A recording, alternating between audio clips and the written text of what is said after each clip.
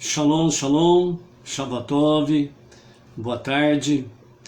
Hoje nós estamos no dia 14 do mês de fevereiro do ano 2021, pelo calendário secular gregoriano e pelo nosso calendário judaico. Hoje nós estamos no dia 2 de Adar, do ano 5781. E esse mês de Adar é o mês que nós temos aí diante de nós, né? Sua sorte é forte, e justamente pela sua sorte ser forte, nós temos aí para este mês de Adar a festividade de Purim, né? A festividade das sortes. Então, neste mês de Adar, que você, sua família, que os seus projetos, os seus planos, a sua jornada monoteísta, ela seja enriquecida com muitas vitórias, conquistas, sucesso em tudo aquilo que você se empreender para o fazer.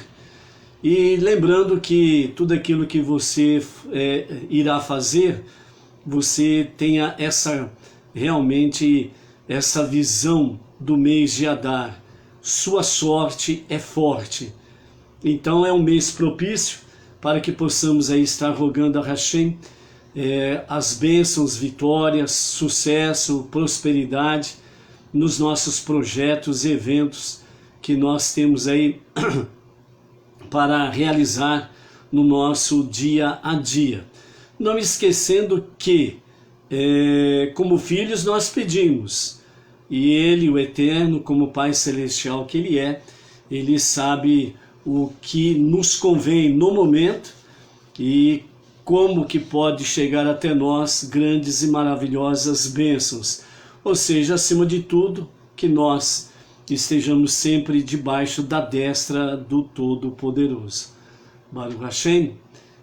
Luiz Ribeiro de Itaquera, São Paulo. Shalom, shalom. Quem mais está conosco aí nessa tarde? Né, coloca aí o seu nome para dar um oi, né, melhor dizendo, um shalom, para que o seu nome possa aparecer aqui na nossa visão e possamos assim estarmos dando um shalom para você, ok? Então, por enquanto, Luiz Ribeiro que fez aí um comentário, uma boa tarde, falou a sua cidade, né? Então você também pode falar aí a sua cidade, o estado de onde você está conectando conosco, para que nós possamos aí saber quem está conosco nessa tarde aí, ok? Então nós estamos no dia 2 de Adar do ano 5781. E nesse mês de Adar nós temos aí a grande festividade de Purim, e nessa festividade de Purim é a festividade das sortes, né?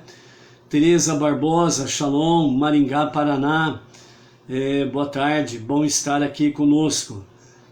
Leocádia Pereira, né? Colombo, cidade de Colombo. Qual que é o estado?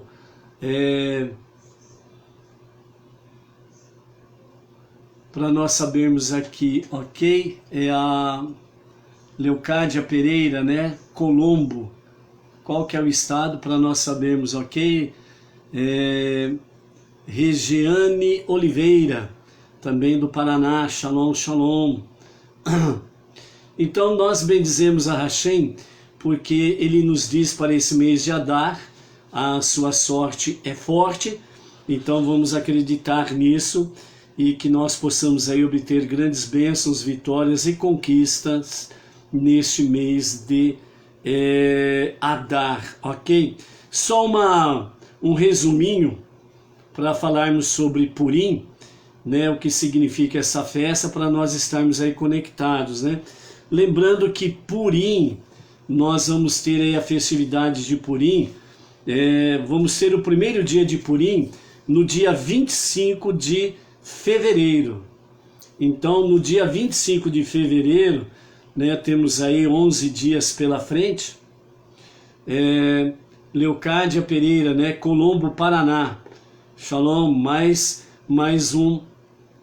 uma pessoa, né, conosco aí do Paraná, aí. Shalom, shalom. Então, no dia 25 de fevereiro, no entardecer, nós estaremos aí no primeiro dia de Purim. E na sexta-feira, dia 26, segundo dia de Purim, ok? Então vamos nos preparando, temos 11 dias pela frente. É a grande festa da alegria. Então nós estaremos aí no dia 25 e 26 de fevereiro, né, fazendo a festividade de Purim, que é a festividade das sortes, né? E uma mitzvah importante para esse dia é a leitura do livro de Esther, né? Então, leitura do livro de Esther para este dia, né?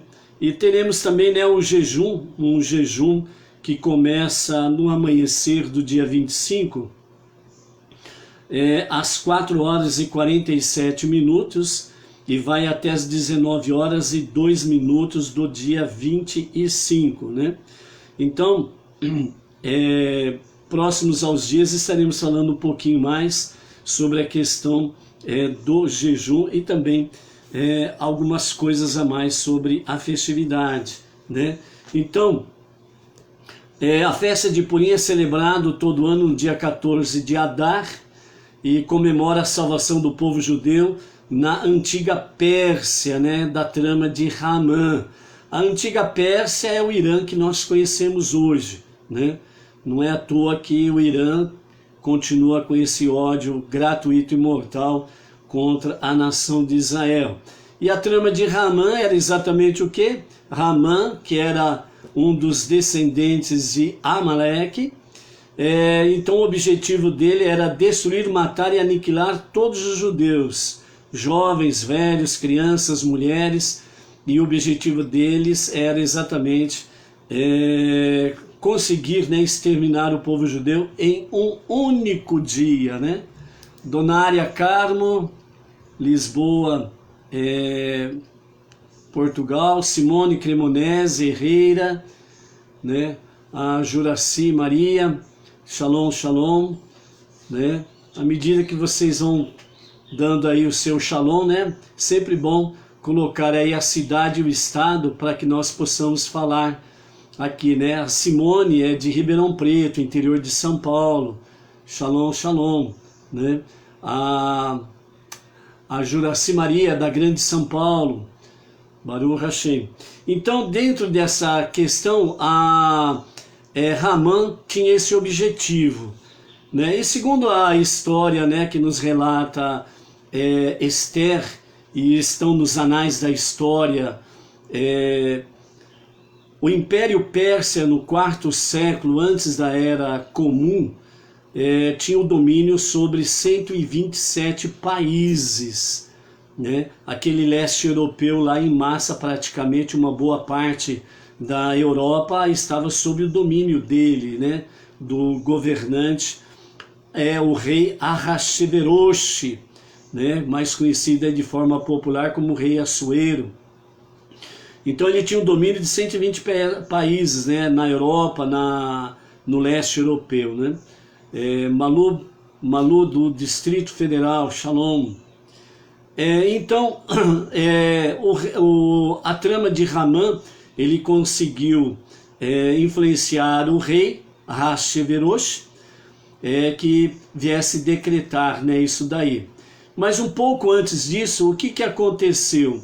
Aconteceu que o rei Ahasverosh, ele fez, né, uma festividade e chamou a sua esposa, a rainha Vasti, para que comparecesse, né, à sua festividade. Mas aí a rainha Vasti, ela se negou, portanto ela recusou a ordem do rei, e os seus conselheiros disse ao rei Ahasverosh, Assuero, não é bom que isso fique impune, porque se ficar impune vai ser um mau exemplo para o teu reinado, e as mulheres vão se rebelar contra a autoridade dos maridos, né? Se a própria rainha não respeita a vontade do rei, vai ser um péssimo exemplo. Então, dessa forma, o rei Ahasverosh mandou executar a rainha Vasti. E aí ele fez um concurso de beleza para escolher a nova rainha. E a nova rainha que foi escolhida foi Esther, né? Naomi Souza, Palmares, Pernambuco. Shalom, Naomi. Janair Tavares, Shalom, de onde você está conectando conosco, Janair? Dá o nome da cidade e o estado aí, ok? Então, dessa forma, o rei Assuero, ele fez então um concurso de beleza, que nós conhecemos hoje, e já existia naquela época. E aí foi escolhida a mulher mais bonita, que mais agradou ao rei, né?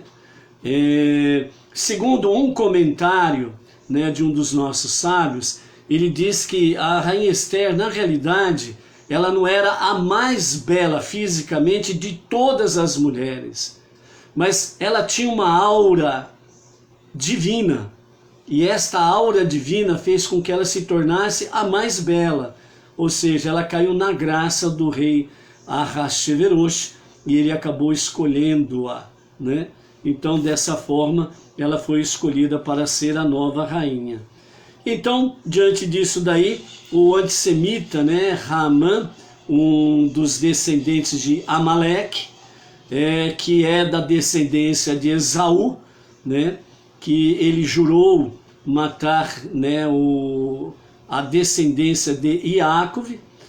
Então, esse antissemita Haman, ele foi nomeado primeiro-ministro no império, e Mordecai era o líder dos judeus e primo de Esther, e desafiou as ordens do rei e se recusou a inclinar-se perante Haman, porque ele virou primeiro-ministro e as pessoas tinham que se inclinar diante dele, né?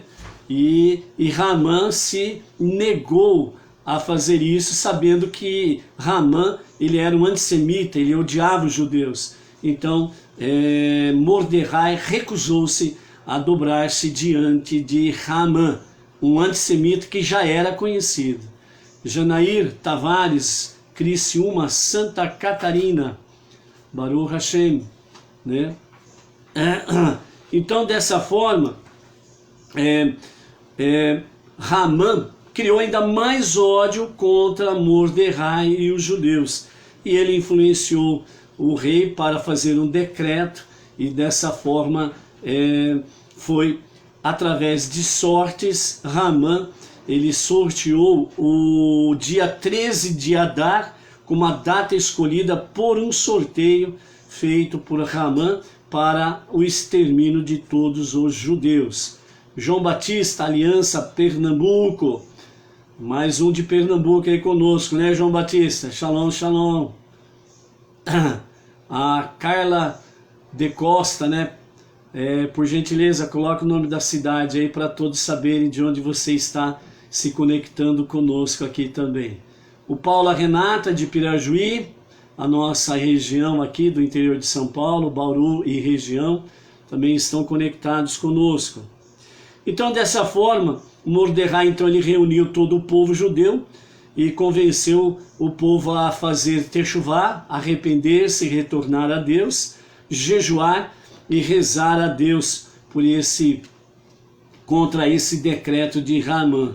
Enquanto isso, Esther, ela pediu ao rei e a Haman que fosse com ela a um banquete que ela estava providenciando, e Esther então revelou-se com a sua identidade judaica, né? E no final destas frituras, Haman foi enforcado, Mordecai foi nomeado primeiro-ministro no lugar dele, e foi emitido um novo decreto concedendo aos judeus o direito de se defenderem contra os seus inimigos.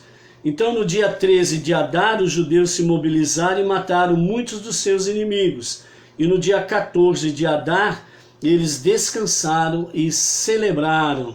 Ou seja, no dia 14 de Adar, eles celebraram e descansaram. Descansaram e celebraram. O que eles celebraram? A vida. Eles celebraram a vida, não a morte de Haman e os seus, né, os seus asseclas. Não, eles celebraram a vida, a vitória sobre a vida. É semelhante, mais uma vez, né, falando aí e traçando um paralelo, né, para com os nossos dias atuais. Nós temos aí os dias que nós estamos vivendo, né, a pandemia, os os Ramãs da vida, os faraós da vida, que estão aí e estão querendo de todas as formas aprisionar, escravizar e exterminar. Certo? Esse é o propósito do establishment e do globalismo e desse sistema que está aí, né? O número da população está muito grande, acima ou próximo aos 8 bilhões de habitantes, e para esse sistema, precisa diminuir o número de pessoas. Então, por isso que realmente precisa ter aí, né? As mulheres precisam ficar estéreis, os homens estéreis, né? Por isso que cada vez mais é divulgado, incentivado entre aspas, né, o casamento entre pessoas do mesmo sexo, porque aí não vão procriar mesmo, né? Então, o aborto, porque aí as crianças não vão nascer, automaticamente não aumenta o número da população, né? Os velhos e os doentes cada vez mais sendo usados aí de uma forma aí que precisam passar mais rápido para o outro lado, né? Para que possa diminuir também essa população e por aí afora vai. Então é só você pesquisar, analisar e trazer um paralelo e você vai ver que o sistema é bruto, certo? Então por isso que eles querem destruir as duas bases de uma sociedade, Deus e família. Carla de Costa, Barra Velha, Santa Catarina, né? Está aí então conectada conosco aí, ok? Então nós precisamos estar atentos, por quê? Porque faraós e Ramãs tem de monte aí fora. E se você não se perceber, se você não se envolver cada vez mais com o estudo da Torá, o sistema te engole, porque o sistema ele é bruto, ele não perdoa, certo? Ele escraviza e mata. Essa é a realidade, ok? Então, vamos realmente rogar a Hashem cada dia mais, né, pelas nossas vidas, pelos Benei Noach, pelos Benei Israel, pelas nações, para que realmente o tempo seja devidamente apropriado para a manifestação, a revelação do verdadeiro e justo Mashiach. Amados, de uma forma resumida e simples para todos entenderem, os dias que nós estamos vivendo hoje, e principalmente nesses últimos 12, 14, 16 meses que nós estamos vivendo aqui, nós estamos vivendo uma verdadeira guerra espiritual. Esse negócio de pandemia é apenas um pano de fundo. É uma nuvem de fumaça para encobrir a verdadeira história. André Oliszewski, né, lá do Paraná. Shalom, André. Então esse negócio de pandemia e companhia limitada, tudo isso daí é uma nuvem de fumaça para encobrir a verdade do que está por detrás, certo? Então comece a dar uma pesquisada legal aí na internet, em sites realmente sérios e comprometidos com a verdade, e você vai ver grandes e poderosos bilionários estão envolvidos em tudo isso daí. E eles estão cada vez mais bilionários. Certo? Veja só, de todas as nações, só teve uma nação que teve crescimento do seu PIB. O resto foi para baixo. Veja quem está associado, os poderosos, os magnatas, os bilionários, o sistema, como que eles estão bem harmoniosos, né, com esse único país que teve um aumento no PIB, o resto não tiveram. Então é uma luta entre luz e escuridão, entre o bem e o mal. E você precisa estar a par destas verdades. Você não pode ser um alucinado e estar além da realidade, no sentido de saber o que está acontecendo. Justamente para quê? para termos mais envolvimento com o estudo da Torá, para podermos, como Benei Noah, para podermos cada vez mais divulgarmos a unicidade e a unidade de Deus, o único verdadeiro Deus, Senhor e Salvador. Não há outro Deus e não há outro Salvador além dele. Onde precisamos estarmos cada vez mais envolvidos com o estudo de Torá e divulgando as 7 leis universais. As nações precisam das 7 leis universais, que elas sejam enfocadas cada vez mais. E quanto mais nós falarmos, amados, mais nós vamos jogando por terra as mentiras que estão sendo divulgadas por aí afora. Nós não podemos deixar de falar a verdade. Vamos ter resistência e algumas adversidades? Provavelmente que sim. É uma guerra. É uma guerra. E é uma guerra entre o bem e o mal, entre a luz e a escuridão. E nós precisamos estar a par da realidade presente. Caso contrário, você vai ser engolido pelo sistema. E aí fica comprometida a sua entrada na redenção com Mashiach, e poderá ficar prejudicada a sua entrada também no Olam Rabá, a vida eterna, certo? Ou seja, a nossa visão do presente precisa ser real, o que está acontecendo de fato. A nossa visão espiritual está além destes fatos, ou seja, a nossa confiança, proteção, segurança, ela está absolutamente em Deus, não no sistema, no establishment, no globalismo, nos políticos. A nossa segurança, a nossa salvação está somente em Deus. Mas nós precisamos estar juntos com aqueles que estão lutando com as armas da luz. Ok? Então, vamos aí em frente nessa realidade aí, ok? Elias Fernandes, Shalom, né? Fala aí o nome da cidade, do estado que você está, ok? Vamos à nossa gota de sabedoria, para você entender um pouquinho mais a respeito do que acabamos de falar. O nosso Rebbe Menachem Mendel, o tzadik da nossa geração, ele continua falando conosco nas gotas diárias.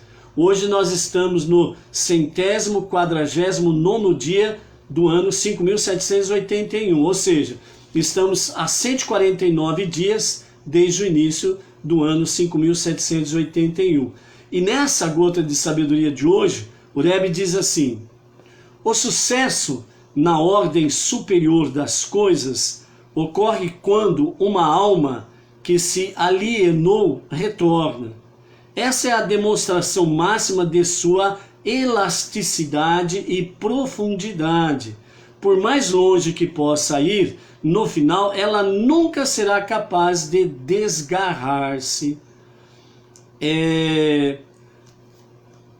Ao mesmo tempo que parece difícil compreender as gotas de sabedoria do Rebbe, ao mesmo tempo se torna fácil de compreender quando nós realmente vamos pedaço por pedaço, trecho por trecho, linha por linha, significado por significado.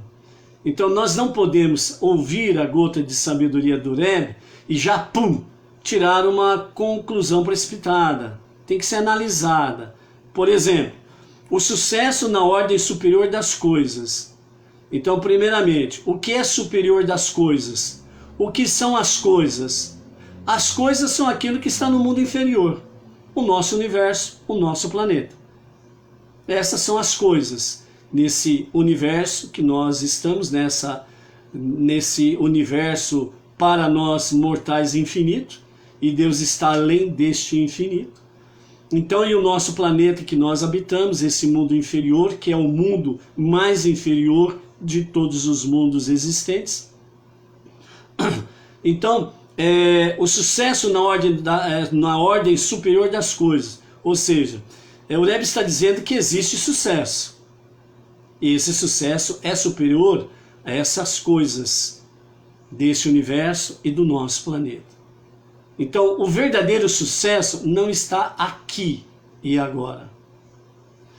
Ocorre quando uma alma que se alienou retorna. Então, primeiramente, uma alma que se alienou retorna. Que alma que se alienou? É a alma que estava no jardim das almas, no mundo espiritual, no mundo celestial, e Deus convocou a alma X para vir a esse mundo físico e material, e viesse a habitar nesses corpos que cada um de nós tem. Ou seja, cada uma das nossas vidas é uma alma que se alienou do jardim das almas, das regiões celestiais e espirituais. Então ela se alienou, ela saiu de lá, veio para esse mundo inferior e habitou num corpo. A minha alma habitou nesse corpo, a sua no seu e assim sucessivamente, ok? Então quando que o sucesso começa a ser real na ordem superior das coisas? Quando nós descobrimos a nossa origem, que a nossa origem não é nascer, trabalhar feito doido, ficar doente e morrer. Então quando nós descobrimos que a nossa alma é imortal e que ela tem a sua origem no jardim das almas, no reino celestial, então nós sabemos a nossa origem e que nós precisamos retornar para lá. Começamos o nosso maior dos sucessos, ok? Inês Martins de Pirajuí, região de Bauru. Shalom, shalom. Continuando, essa é a demonstração máxima de sua elasticidade e profundidade. Por mais longe que possa ir, no final ela nunca será capaz de desgarrar-se. Ou seja, essa é a demonstração da máxima de sua elasticidade. Dentro de uma visão humana, para compreendermos, mesmo estando a nossa alma aqui, a sua elasticidade, ela está presa à sua origem. Ela está presa no jardim das almas. Esta é sua elasticidade. Por mais que o jardim das almas esteja além do nosso universo, que para nós é infinito, ela ainda está presa na sua origem. Por isso que a nossa alma anseia por subir, ok? E também a sua profundidade, certo? Por mais que ela tenha descido a este mundo inferior, ela continua presa às suas raízes. Deu para entender até aqui, ok? Positivo, simples de tudo. No fim, ela nunca será capaz de desgarrar-se. Ou seja, no fim da nossa jornada terrena deste mundo inferior, ela não vai se desgarrar da sua origem. Ela vai retornar ao jardim das almas para esperar a redenção no Mashiach e ressuscitar para este mundo que será transformado com a redenção de Mashiach e então com a construção do terceiro e definitivo templo estaremos habitando no Olam Rabá, que é este mundo totalmente transformado pela redenção à vida eterna. Um jeito simples que o Rebbe achou ainda mais para poder fazer-nos entender esta gota de sabedoria, ele faz uma comparação com a filha num balanço. Então, ele dá esse exemplo. Você coloca a sua filha num balanço e você a empurra. E o balanço vai e vem. Quanto mais você balança, mais alto a sua filha sobe. E mais forte ela retorna para você. Então, quanto mais você balança, mais alto a filha sobe. Mais forte ela retorna. Como entender isso? Quanto mais nos elevamos, quanto mais nos envolvemos no estudo da Torá, mais nós retornamos mais forte à nossa origem, Deus. E aí, o nosso sucesso está garantido, a vida eterna. Ok? Fácil de entender, não é mesmo? Muito bom. Vamos em frente?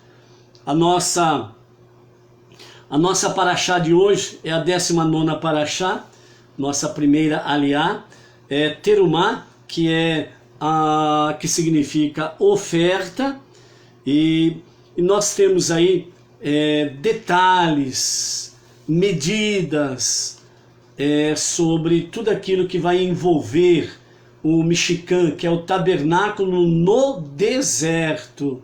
Então, quando você ouve Mishkan, tabernáculo, isso se refere ao deserto.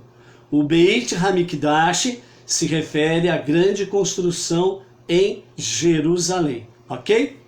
Então, nós temos aqui na nossa 19ª paraxá Terumá a respeito dos detalhes da construção do Mishkan, o tabernáculo no deserto, ok?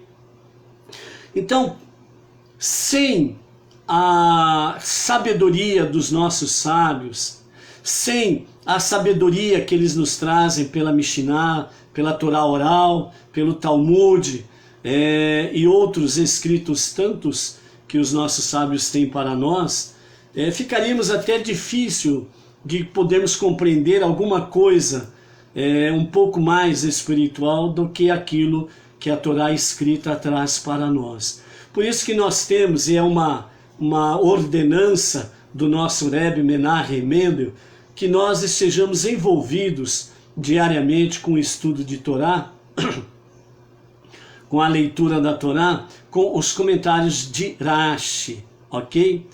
E também dentro do próprio estudo da Torá nós temos aí vários livros, temos também entre eles os Rumash, vários Rumash, que também tem comentários do Rebbe Menachem Mendel, dos comentários de Rashi, ok?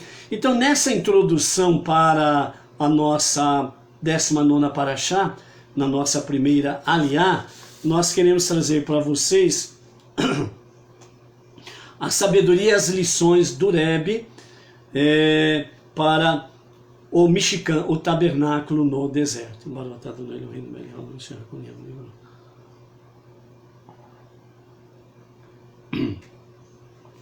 Então, nosso Rebbe, ele nos diz assim: o Mishkan, o tabernáculo que os judeus foram ordenados a construir, era uma tarefa bastante complexa, e nós vamos ver isso daqui, medidas, medidas e medidas, e tudo sob medida, e tudo tem uma razão de o ser, e nós vamos começar a compreender pelos comentários do Rebbe muitas coisas nesse sentido dentro de medidas, ok? Tanto sua construção como a de seus utensílios tinham como única finalidade ampliar a conexão entre Deus e o povo judeu. Por isso devemos compreender um pouco mais a sua essência, a essência da construção, bem como dos seus utensílios, porque a finalidade destas coisas é exatamente ampliar, né? Trazer uma conexão entre Deus e o povo de Israel, obviamente. Isso depois vem atingir todas as nações e os Benei Noach, sem sombra de dúvidas. Então precisamos compreender um pouco mais sobre a sua essência. O Mishkan era constituído de duas coisas básicas. Então o Mishkan tinha duas coisas básicas: a sua estrutura e a criação dos seus utensílios. As paredes, elas eram de madeira de acácia, certo? Madeira de acácia. Quando Yaakov Avinu, nosso pai Yaakov, saiu com a sua família e desceram ao Egito por causa da fome, os nossos sábios trazem ao nosso conhecimento de que ele levou mudas de acácia, porque ele teve a visão que depois que o povo fosse liberto do Egito, eles precisariam dessa madeira que é muito forte, muito resistente, para a construção do tabernáculo no deserto.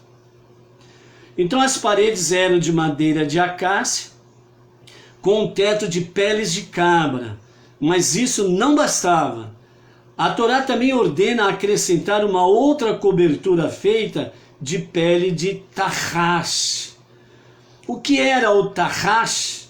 Era um animal com pele colorida, muito bonito, que existiu somente nesta época em que o povo estava no deserto, com a finalidade de ter sua pele usada como cobertura do Mishkan. Vemos então que existem três coisas que completam o Mishkan: seus utensílios, sua estrutura e a cobertura adicional da pele de tarrash. Vamos abrir um parênteses aqui para você entender sobre a questão da pele de tarrash, que era um animal multicolorido, ou seja, só o nome já diz, ele tinha praticamente todas as cores, ok? Então, a ordem de Hashem era que essa pele multicolorida, ela estivesse como teto, certo? E dessa forma, a pele de tarrash, ela tornou-se então uma cobertura adicional no teto, na cobertura. Para você entender isto, é só você olhar, tem sinagogas e outros tipos de construções aí religiosas que trazem nas suas janelas, certo? Janelas multicoloridas, entre aspas, imitando o tarrash, a pele de tarrash, ok? Então são janelas ou tetos multicoloridos, né? Imitando aí a pele de tarrash no Mishkan, no deserto, ok? Continuando então, e cada uma delas simboliza algo diferente em nosso serviço divino, ou seja, tem significado espiritual para o nosso serviço ao Eterno. Então, nosso serviço do coração com amor ao Eterno, junto com os judeus, tem significado estas coisas todas aqui, ok? Então, os utensílios simbolizam os mandamentos, as mitzvot, pois como são parte principal, as mitzvot são o nosso principal objetivo. Então, a obediência aos mandamentos, para nós, Benei Noah, as 7 leis universais e mais algumas mitzvot que são para os judeus e que é nos permitido, né? Nós precisamos fazer tudo realmente com muita dedicação e é o nosso objetivo, não podemos mover disso. Obediência aos mandamentos de Hashem, as 7 mitzvot, as 7 leis universais e as suas ramificações. É o principal para nós, Benei Noah, não judeus, ok? As paredes e a cobertura, só voltando, né? E os 613 mandamentos são especificamente para os judeus. Então os utensílios representam estas realidades, os mandamentos. As paredes e a cobertura simbolizam a kavaná, que significa a intenção verdadeira, real, sincera, honesta, transparente, do que? No cumprimento de nossos preceitos. Então, os preceitos, para cumpri-los, precisamos ter kavaná, que simbolizam as paredes e a cobertura do Mishkan no deserto. E a pele de tarrash colorida simboliza o hidur mitzvah, que significa embelezamento do mandamento e os costumes do povo, do nosso povo, certo? Então a pele de Tahash, colorida, ela simboliza o Hidur Mitzvah, que é o embelezamento das mitzvot. Ou seja, o cumprimento dos mandamentos precisa ser feito com amor e alegria, porque a alegria traz as cores maravilhosas na obediência dos mandamentos. Poderíamos pensar que o embelezamento das mitzvot ou nossos costumes não são tão importantes, bastando que as mitzvot sejam simplesmente cumpridas.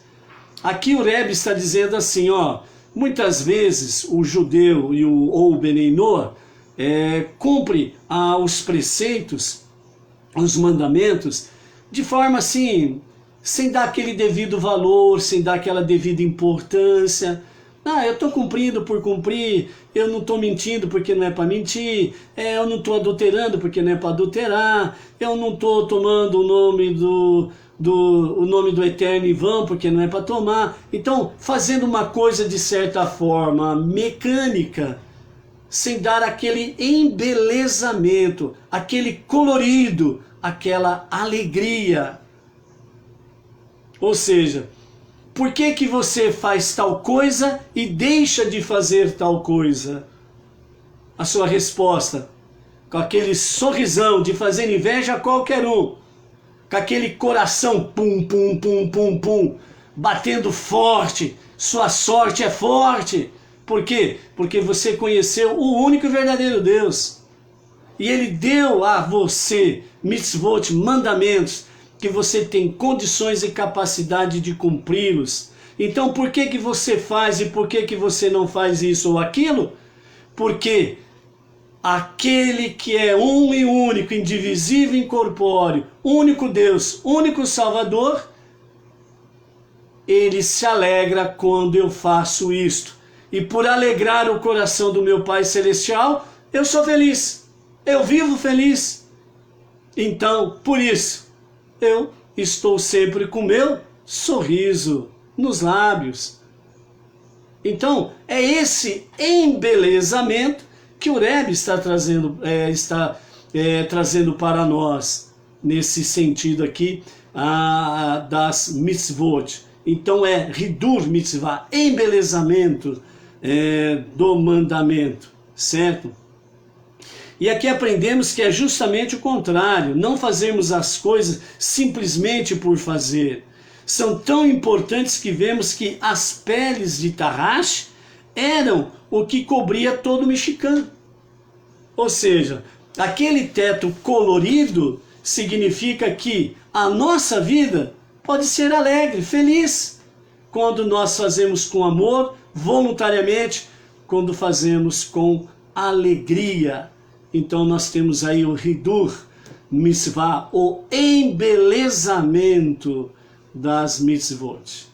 Assim também, quando nós nos dedicamos às mitzvot, os mandamentos, tanto em seu cumprimento quanto em seu Hidur, no seu embelezamento, causamos que Deus se orgulhe e paire dentro de nós, aproximando a tão esperada construção do terceiro Beit HaMikdash, nos dias de Mashiach, quando o justo Mashiach se revelar e começar a época da redenção. Então teremos a reconstrução ou a construção definitiva do terceiro Beit HaMikdash, que perdurará por toda a eternidade, porque a vida eterna, ela será aqui, nesse mundo totalmente corrigido, sarado, na redenção com o Mashiach, o justo e verdadeiro Mashiach.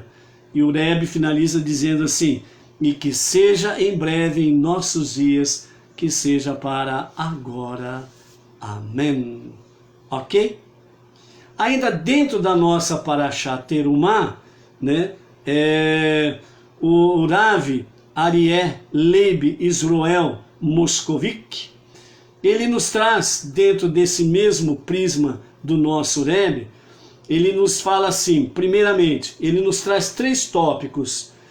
Primeiramente, quando Hashem ordenou ao seu povo para construir o Mishkan, o tabernáculo, né, aqui há 3 opiniões. Primeira, entre a entrega da Torá e o pecado do bezerro de ouro. Segundo, entre o pecado do bezerro de ouro e o dia do perdão. E terceiro, após o dia do perdão, que foi o dia do recebimento das segundas tábuas da lei, certo? Para a construção do Mishkan. Então, nesse primeiro tópico aqui, nós temos 3 fases, ou seja, Deus estava falando sobre a construção do Mishkan, o tabernáculo no deserto, antes de acontecer a própria construção e antes de acontecer o pecado do bezerro de ouro. Vamos para o segundo tópico do nosso Rav Aryeh Leib Israel Moscovitch. O segundo tópico que ele nos traz é: qual era a situação espiritual dos Bnei Israel quando Hashem deu esta ordem para eles? Então aí nós temos 3 questões. Primeiro, os tzadikim, os justos, pois tinham acabado de ver os milagres de Mitzraim, do Egito, e o recebimento da Sagrada Torá no Monte Sinai. Segundo, Reshaim, ou Rashá, né? Rashá, perverso. Reshaim, os perversos, pois acabaram de cometer o pecado do bezerro de ouro. E o terceiro, Baalei Teshuvah, que são os que acabaram de receber o perdão de Hashem. E o terceiro tópico, o que podemos aprender do fato de Hashem ter dado esta ordem justo nessa situação espiritual? Então, 3 questões que ele nos fala nesse terceiro tópico. Primeiro, que até mesmo os tzadikim, os justos, devem se ocupar com as mitzvot materiais, como, por exemplo, a construção do Mishkan, e não apenas com assuntos espirituais.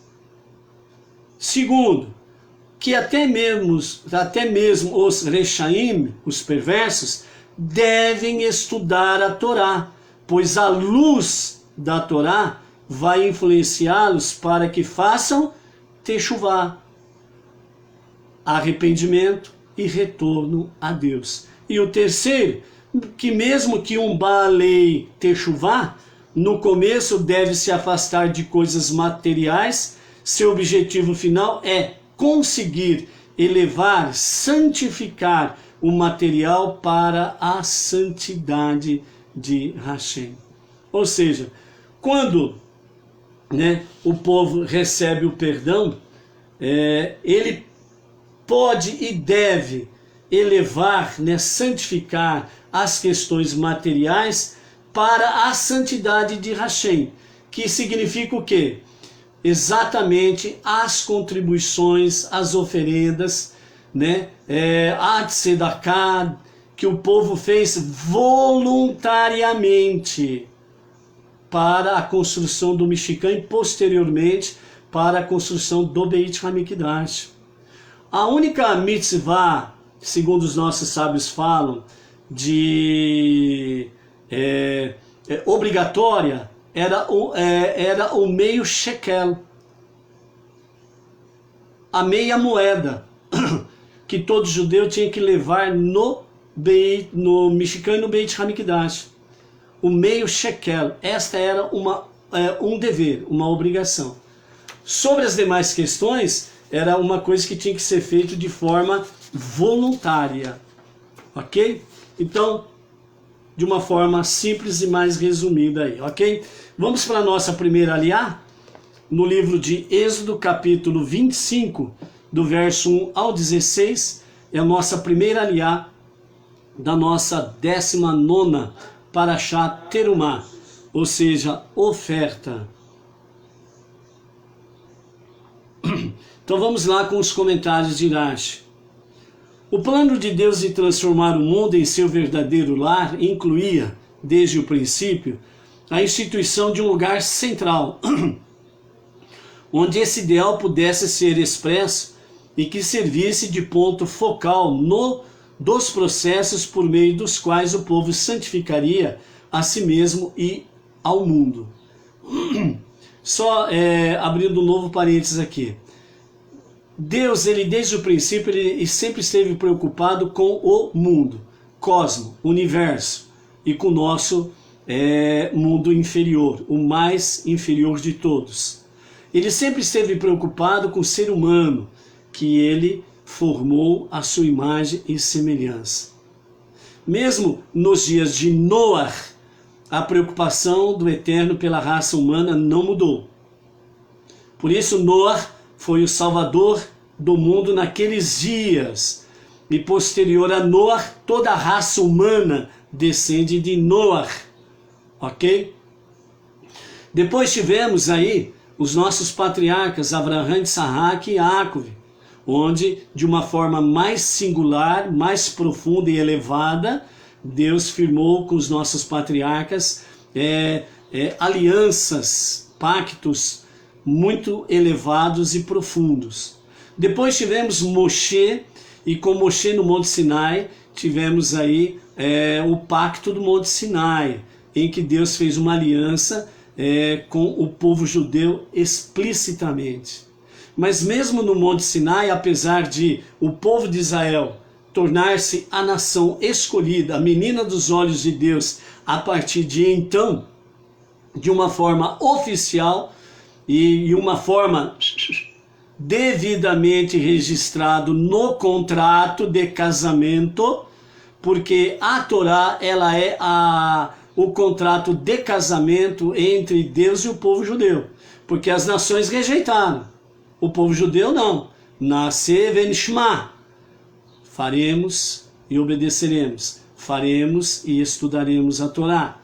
Então, com a resposta do sim do povo de Israel, que estava ali no Monte Sinai, então foi feito o casamento, a aliança entre Deus e o povo judeu, já que as nações rejeitaram a Torá e o povo judeu não. Então ali no Monte Sinai foi feito então o casamento, e foi feito um contrato de casamento, a Torá, os 5 primeiros livros da Bíblia, ok? Mesmo aí Deus, ele fincou novamente as raízes de que ele não esquece do ser humano, aonde ele estiver. Então, por isso, as 620 letras que foram escritos, os 10 mandamentos, simboliza exatamente o quê? 613 mandamentos específicos para os judeus e as sete leis universais para todas as nações. Por isso 620 letras foram escritas, Hadbrot, as 10 palavras, os 10 ditos de Hashem, conhecido como os 10 mandamentos. Então, mesmo com o povo judeu, ele firmando uma aliança matrimonial, e isso é eterno, porque Deus, ele não é homem para ser infiel à esposa, Deus não é homem para cometer adultério, Deus não é homem nem filho do homem para anular um testamento, um contrato. Então, portanto, o contrato de casamento com o povo judeu, ele é eterno. Não existe essa historinha para mosca de boi sonso dormir por aí, dizendo que Deus abandonou Israel e que ele escolheu uma outra noiva, e que essa outra noiva que está no lugar de Israel. Isso daí é falácia, isso é fake news, isso é enganação do sistema que vem desde os dias de Esaú. Vem através da sua descendência de Amaleque, vem através da sua descendência de Edom, e que chegou até o Império Romano. Por isso que o Império Romano, no ano 69 da nossa Era Comum, tentou apagar o contrato de casamento, queimando totalmente Jerusalém, o templo, roubando todas as coisas de valores, e ficou somente o Kotel, o muro, que apelidaram de Muro das Lamentações para envergonhar os judeus sobreviventes. Então, isso não mudou. Isso não mudou. Então, por isso que realmente o povo de Israel, é através dele que Deus disse: vós sois as luzes para as nações, e vós sois a esperança de salvação para as nações, para que possam conhecer a mim, o único Deus e o único Salvador. Por isso que sempre tivemos na história judaica pessoas não judias que se converteram ao judaísmo e se tornaram pessoas muito importantes na própria história judaica, ok? E principalmente as 7 leis universais, que é para todas as nações. Dessa forma, os não-judeus que têm realmente abraçado a fé monoteísta e se tornam Benei Noach, e ombro a ombro com os judeus prestam serviço ao Todo-Poderoso, um serviço do coração, um serviço de amor. E então aí seguimos em frente, prestando esse serviço em direção à revelação do justo e verdadeiro Mashiach para a redenção final, ok? Como será mais para frente, relatado mais detalhes sobre a construção do Mishkan, o povo calculou mal, aqui voltando àquela questão dos 40 dias, do Moshe no monte. O povo calculou mal os 40 dias que Moisés disse que permaneceria no monte, e esse erro de cálculos fez supor que ele houvesse morrido. Isso, por sua vez, os levou a cometer o pecado do bezerro de ouro, que veremos mais daqui a pouco, mais na frente. Depois, do qual Moshe quebrou as tábuas em que estavam escritos os mandamentos, e após o pecado, Moshe teve de subir novamente ao monte, e novamente precisou interceder a Deus em favor do povo e restaurar a relação que se criara na revelação do Monte Sinai, na outorga da Torá, e for abolida pelo pecado. Com o pecado do bezerro de ouro, então a Shekhinah, a presença divina, se ausentou no meio do povo. Conforme mencionado também, essa relação tinha 2 aspectos, o racional contratual e o essencial pactual. Deus indicou que restituíra o lado contratual da relação, substituindo as tábuas quebradas e os mandamentos nelas inscritos. E mostrou que restabelecer o lado pactual, permitindo que os israelitas construíssem o tabernáculo,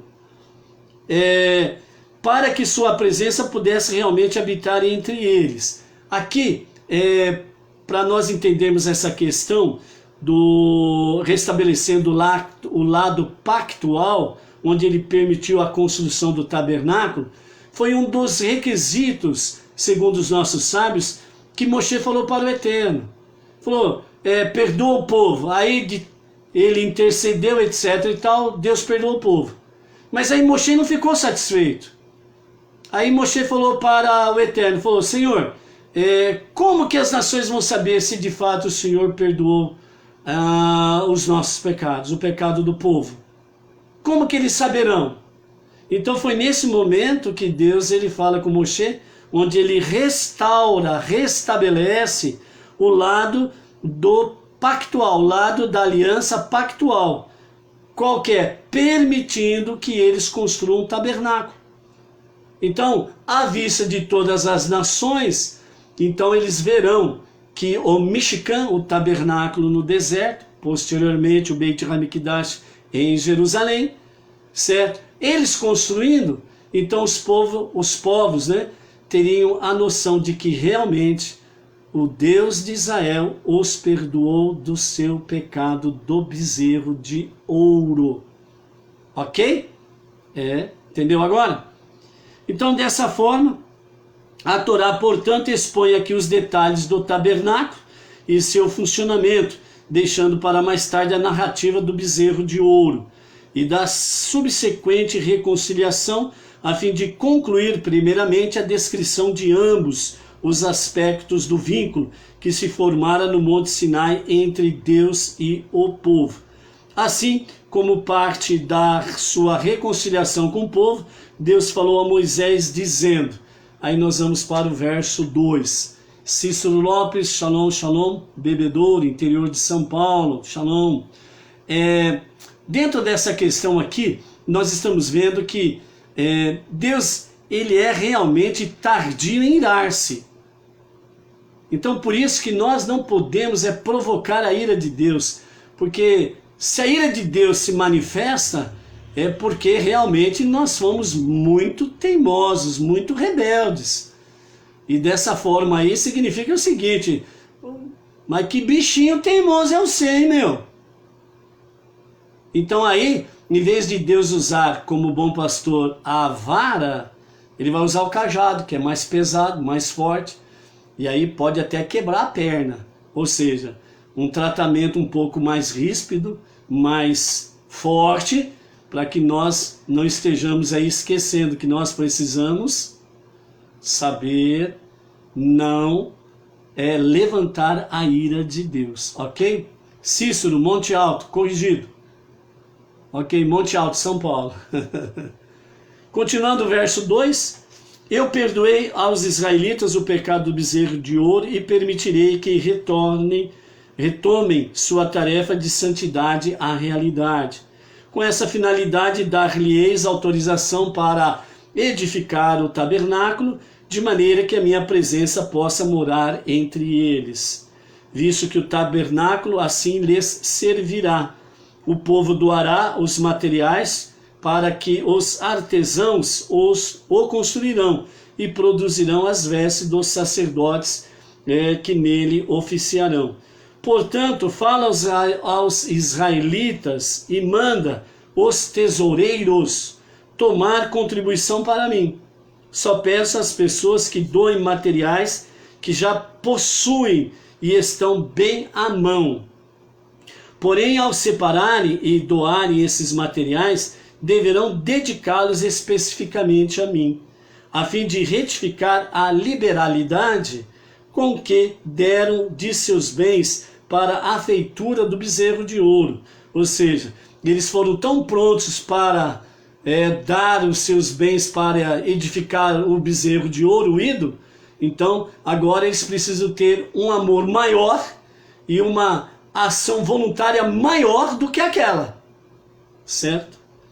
E vejam bem, olha só como que é a Torá, hein? Os sábios dizem que a Torá ela não está exatamente na sua ordem cronológica, ok? Não está exatamente na sua ordem cronológica. Aqui Deus já está falando de fato que parece que já aconteceu o pecado do bezerro de ouro e na realidade não aconteceu ainda. Nós vamos ver mais para frente. Mas Deus já está antevendo todas as coisas e já está instruindo todas as coisas nos seus detalhes.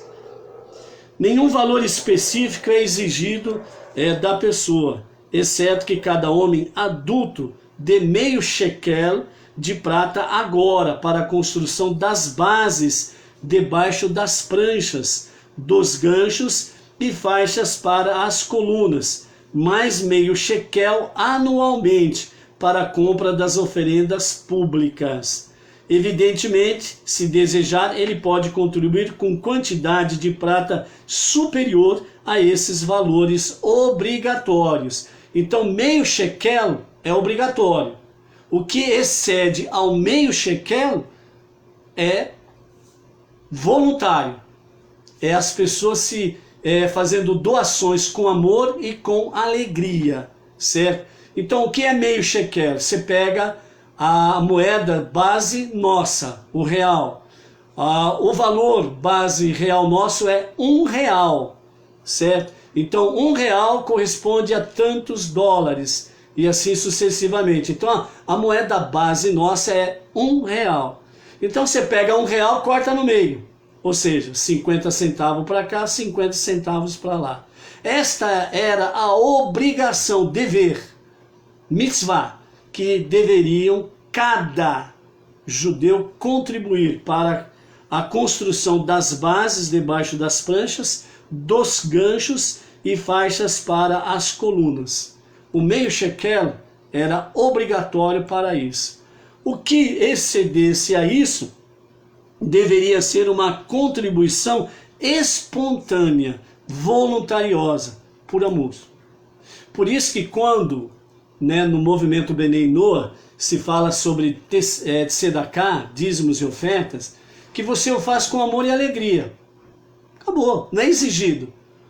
Por exemplo, nós temos a nossa comunidade aqui em Bauru e região. Então, entra mês, sai mês. Obviamente, lógico que eu sei, e a tesoureira sabe muito bem quem é que contribui espontaneamente, voluntariamente, tanto pessoas que estão na nossa comunidade local, como pessoas que estão fora da nossa localidade. Entre várias pessoas que estão sempre conosco em A Tarde com a Torá, tem pessoas que no particular pedem aí o número da conta para fazerem um depósito, certo? Então eu e a tesoureira sabemos muito bem quem contribui, certo? Entra mês, sai mês, a gente geralmente coloca um recadinho. Aquele recadinho não é uma questão de cobrança, é um recadinho para as pessoas não esquecerem, assim que você puder, assim que você realmente tiver condições de poder contribuir com amor e alegria, com uma tzedakah, seja oferta ou seja dízimo, então aqui estão os dados para tal finalidade, os dados bancários para tal finalidade. Isso é para ser feito com amor e com alegria, ponto final. Então o recado que nós damos não é cobrança, quero deixar isso bem claro, amados. Não é cobrança para ninguém, absolutamente para ninguém. É para sempre termos aí um lembrete, entendeu? Um lembrete. Quem puder, quiser fazer, então o lembrete está ali, pega os dados e faz. E só nos encaminha o comprovante, no nosso particular, obviamente, só encaminha para mim o comprovante do depósito para que eu possa compartilhar com a tesoureira e poder registrar nos nossos livros, de fato, as contribuições, as suas entradas, e normalmente nós compartilhamos as saídas, Normalmente a gente coloca lá um quadro lá, do total de entradas, para que as pessoas saibam, e ao mesmo tempo colocamos o total de saídas, e para que finalidade foi as saídas, para que as pessoas, tanto as que contribuem como aquelas que não contribuem, tenham uma visão aí que nós procuramos fazer da melhor forma possível, com honestidade e transparência, porque afinal de contas, isso não é nosso, isso na realidade, como diz aqui, pertence ao Eterno. Então a finalidade é realmente para fazer aquilo, como nós estamos aí nos preparando para alugarmos um imóvel, em Bauru, que infelizmente está esse negócio, fecha, abre, pode se reunir, não pode se reunir. Então nós não vamos ficar com o imóvel parado, pagando um aluguel, é caro os aluguéis normalmente, e ficar aí jogando dinheiro fora, como diz o outro, Então, com a graça bendita de Hashem, que em breve realmente possamos ter aí a devida liberação para as reuniões presenciais. Tudo indica que agora, na próxima semana, já vão começar as aulas presenciais. Tudo está mostrando que vai começar em várias localidades, Então aí, acontecendo esta liberação, então nós estaremos partindo para o aluguel de um imóvel, para termos as reuniões presenciais, para podermos receber os Bnei Noach, por exemplo, que estão transeuntes, estão de passagem, ter um lugar para eles poderem se reunir para o estudo de Torá, bem como também para repousar, e também ter uma alimentação ali. Isso faz parte da comunidade local, ok? Isso faz parte da comunidade local também. Então esses são nossos objetivos nesse sentido aí, ok? Então por enquanto nós estamos aí fazendo um fundo. Estamos tendo um fundo para, assim que o sinal verde for aberto, estaremos indo para o aluguel do imóvel. Obviamente estaremos aqui trazendo a notícia e nos grupos trazendo as fotos respectivas do nosso imóvel, onde será o ponto, a referência para os Benei Noor em Bauru e região, e mesmo quem está fora, que queira passar por aqui, terão sem sombra de dúvidas um local de hospedagem e também de estudo de Torá, que é o fundamental, ok? E pela graça bendita de Hashem, nós estamos aí sentindo que realmente está chegando o momento, e que seja para a glória do nosso Hashem, ok? Então, além do meio shekel, tudo é espontâneo e voluntário, movido por amor com alegria. Isso é hihur, né? O embelezamento da mitzvah, ok? Então vamos lá para o verso 3 agora, né? Aliás, acabamos de ler o verso 3. Esses materiais constituem a contribuição, e tomarei deles ouro, prata e cobre, os quais possuem em abundância dos espólios do Egito e do mar de juncos. Lã tingida de azul celeste com o sangue de um animal marinho chamado rilazone. Rilazone.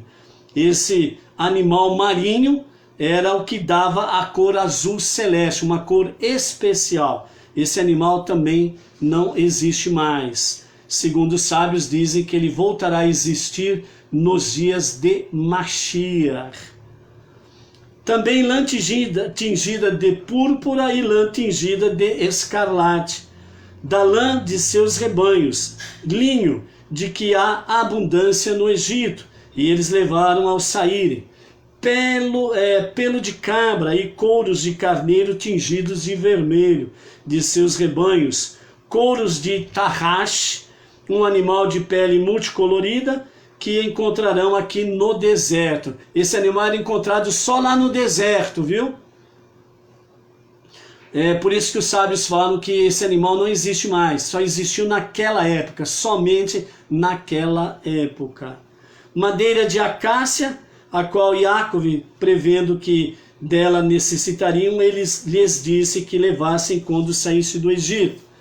Azeite, que trouxesses convosco do Egito, e será usado para iluminação no candelabro, a menorá. Especiarias para o óleo de unção, utilizando para ungir o tabernáculo, seus utensílios e os sacerdotes, né? Então aqui, né, abrindo um parênteses também, o azeite ele era usado específico para a unção do tabernáculo, dos seus utensílios e dos sacerdotes. Somente para isso a unção do azeite. Posteriormente, quando o povo decidiu ter um rei, então aí passou também a ser usado para ungir reis. Então o azeite, ele sempre foi usado para ungir o tabernáculo, utensílios e os sacerdotes e depois os reis, ok? Unção de azeite não serve para mais nada, só para estas coisas, ok? Então, ungir enfermo com azeite não é bíblico da Torá e do Tanar. Foi mais uma invenção que fizeram aí por um outro segmento religioso. Seguindo em frente, verso 7, pedra de ônix e pedra de engaste. As pedras de ônix para o efod e as pedras de engaste para o peitoral do Kohen Gadol, duas das vestes do sumo sacerdote que serão descritas mais tarde.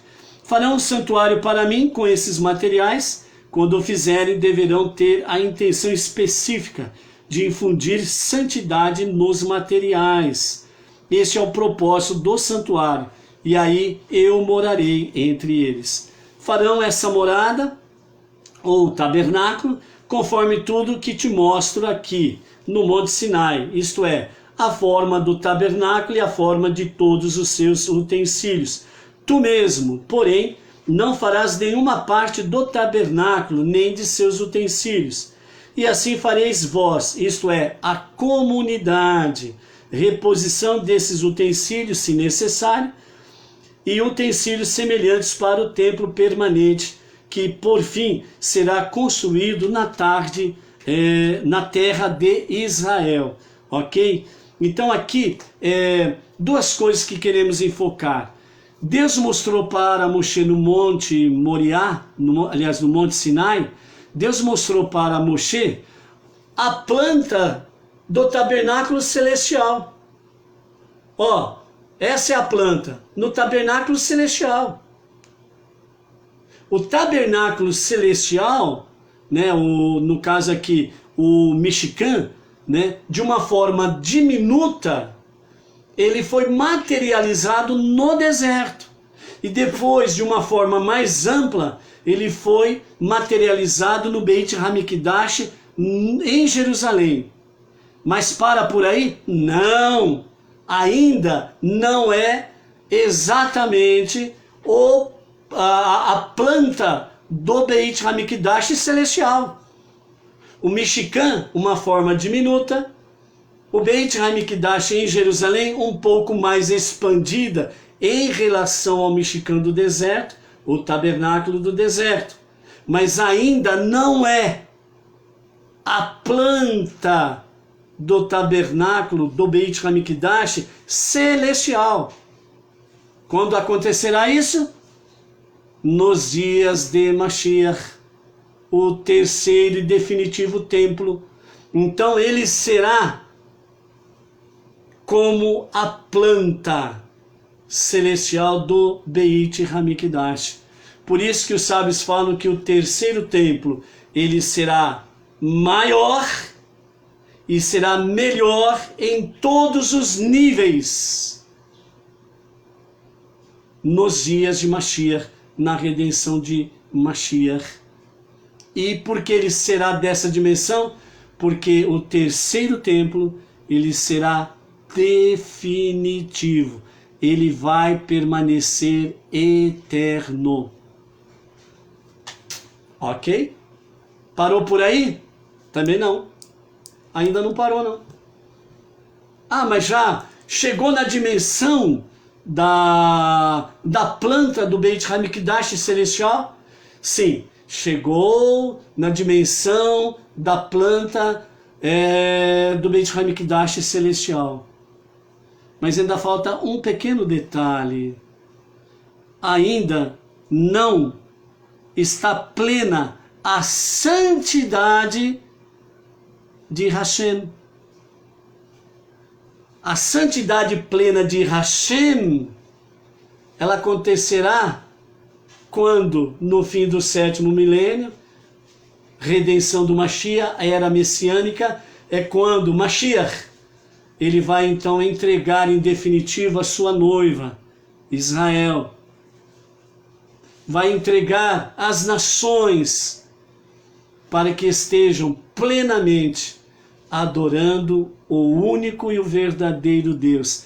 E aí a santidade de Deus se manifestará no Beit HaMikdash. E aí se concluirá o plano primordial de Deus na criação, transformando plenamente o mundo em seu lar.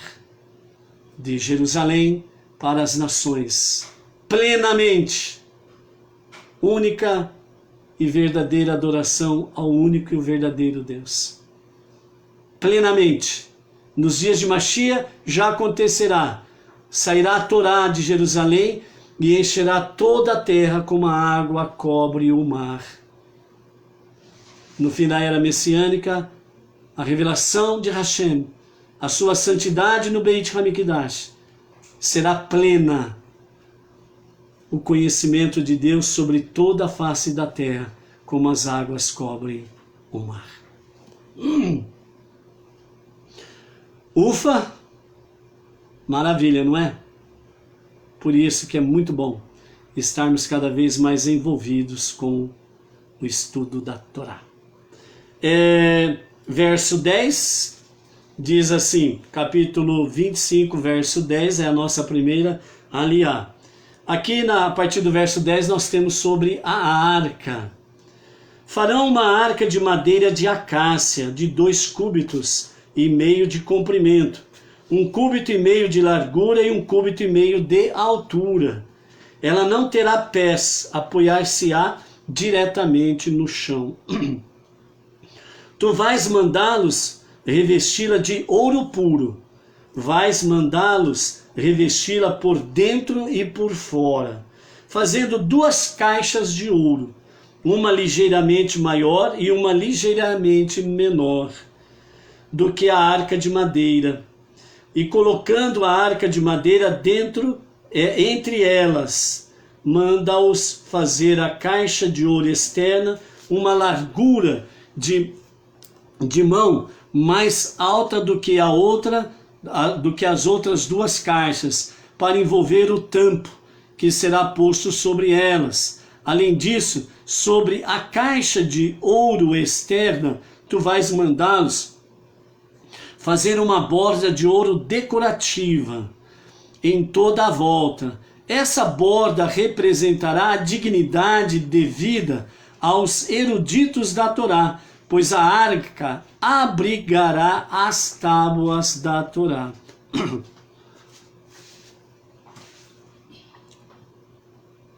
Ou seja, aqui nós temos a arca com 3 caixas, uma de ouro maior, uma de madeira um pouco menor e uma outra de ouro um pouco menor ainda, certo?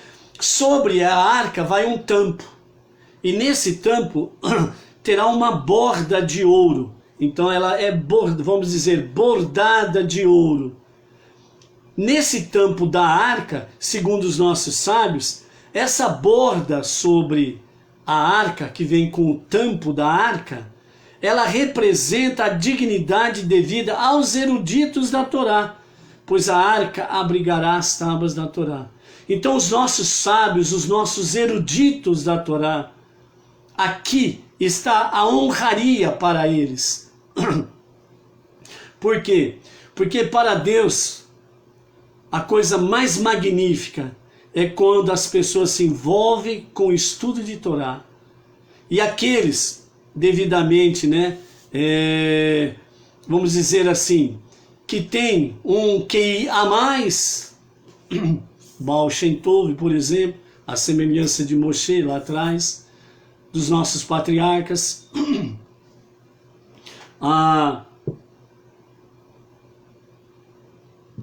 através da história, o Kohen Gadol, os Kohanim, aqueles eruditos que se tornaram grandes sábios na Torá. Até os dias de hoje, o nosso tzadik da nossa geração, Menahem Mendel, que representa todos eles e que representa a nossa geração junto com todos os outros eruditos da Torá. Ou seja, a nossa geração está muito bem representada entre os eruditos da Torá. O nosso Menahem Mendel, que tem nos Rumash, os livros de estudos de Torá e tantos outros, em que ele comenta os comentários de Rashi, traz elucidações sobre o entendimento da Torá. Então essa borda, ela é em honra a todos os eruditos da Torá, até a nossa geração, representada muito bem com o nosso tzadik, o nosso Rebbe Menahem Mendel. Ok? Verso 12. Tu vais mandá-los fundir 4 argolas de ouro para a arca e colocá-las em seus 4 cantos, 2 argolas, em um lado e 2 argolas no outro lado. Tu vais mandá-los fazer varas de madeira de acácia e revesti-las de ouro. Tu vais mandá-los inserir as varas nas argolas sobre os lados da arca, para que a arca seja transportada por elas. Ou seja, depois da santificação ou da santidade revelada na arca, ninguém mais poderia tocar na arca. A única forma de transportar a arca seria através desses 2 varais, varas de madeira de acácia revestidas de ouro. Então seria dessa forma elas transportadas. Segundo os sábios dizem que essas varas não teriam condições de resistir ao peso da arca. Elas se quebrariam facilmente por causa do peso. Hoje a nossa garganta está um caso sério. E também os sacerdotes que estariam transportando a arca, eles também não teriam condições físicas, humanas, para poder suportar o peso da arca. Portanto, a santidade da arca fazia com que ela se tornasse leve e os Kohanim poderiam transportá-la tranquilamente. Mais um dos milagres que aconteceu. Então as varas ficarão nas argolas da arca, não serão tiradas delas, mesmo quando a arca não estiver sendo transportada. E na arca colocarás as tábuas do testemunho que te darei. As tábuas são assim denominadas porque dão testemunho de que eu te ordenei tudo que está escrito nelas. Ou seja, esses varais, eles não poderiam jamais serem retirados da arca. Não poderiam. A partir do momento que foi tudo feito na arca, a partir do momento que foi colocado, né, as tábuas dos 10 mandamentos dentro dela e outros utensílios que depois iremos falar, a partir do momento que foi fechado o tampo, a partir do momento que a santidade de Deus se manifestou ali, então a partir daquele momento não se podia mais tocar na arca e os varais não poderiam ser mais retirados dela, permaneceriam constantemente nas suas argolas, certo? Então esse é o detalhe. Antecipando, onde está a arca? Se não poderia tocar nela e se não poderia tirar os seus varais, onde está a arca? Aqui nós encerramos a nossa primeira aliá. Você quer saber a resposta? Continue conectado com a Tarde com a Torá e com os estudos de Torá. Vai ter resposta logo, logo, ok? Então, amados, aqui está o nosso início da nossa nova Parashá. E a nossa curiosidade, né, sobre os versículos, né? Então, o que nós temos aí? Então, ontem nós encerramos a nossa 18ª Parashá Mishpatim. E a Parashá Mishpatim tem, né, 118 versículos. Com o encerramento da Parashá ontem, nós concluímos 2.190 versículos lidos e estudados até aqui no novo ciclo dos estudos da Torá do ano 5.781, ok? E hoje nós iniciamos a 19ª Parashá Terumá e nós teremos aí 96 versículos para estudar durante a semana. E no final da Parashá estaremos então completando 2.286 versículos estudados, ok? Então, Baruch Hashem, por podermos estar até aqui, e amanhã às 14 horas estaremos aí na nossa segunda aliá da Parashá Terumá. Um bom início de semana, que seja muito abençoado, com muitas vitórias e conquistas. Lembre-se, a sua sorte é forte. Grandes bênçãos, grandes vitórias e grandes conquistas. Até amanhã. Shalom, shalom.